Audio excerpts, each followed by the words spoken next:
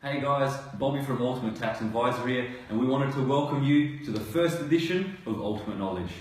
So the first video that we're doing today has been a question asked by many clients of mine regarding employees or contractors. So now, this is a big issue in the eyes of the ATO because a lot of small business owners get it wrong. So first of all, we've got to determine what's the difference between an employee and a contractor.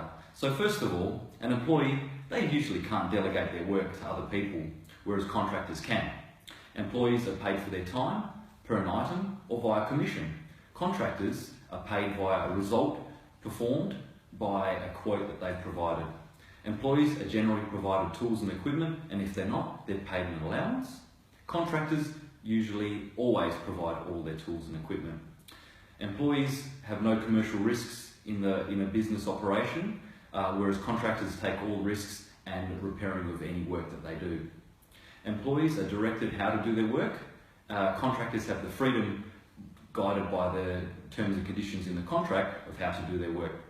Employees are dependent to you and the work within your business, whereas contractors run their own individual business independently and can take or refuse any additional work. Now, if your contractors are deemed to be employees in the eyes of the ATO, then you as an employer are required to pay super, withhold tax from their wages, and also factor in annual and sick leave. Now, if you don't do this as an employer, penalties can be quite severe. Alright, so let's put all that into a real-life example. So a client of mine named Arnold, who has his own bricklaying business called European Bricklayers, comes to me for some advice because he doesn't want to get any wrong advices. So Arnold wants to utilise the services of one of his gym buddies named Franco. Now, it's going like this.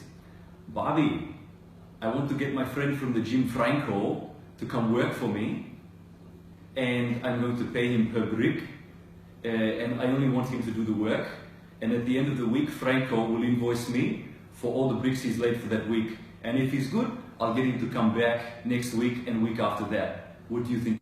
So as we can clearly see from that example, Franco is deemed to be an employee in the eyes of the ATO. For Franco to be a true contractor for that business, Franco would need to quote Arnold for the completion of the wall, regardless of how long it takes him, or bricks used. Franco would be able to delegate work. Franco would be providing his own tools and equipment and ute, for example, and if Franco didn't want to do any further work after that, he wouldn't have to. So as you can see from that example, Arnold is required to pay Franco super, withhold any tax from his wages, and accrue any annual or sick leave. So if you would like any more advice regarding a situation in your own small business, or if you're a contractor that may be deemed to be an employee, please feel free to contact us whenever you like.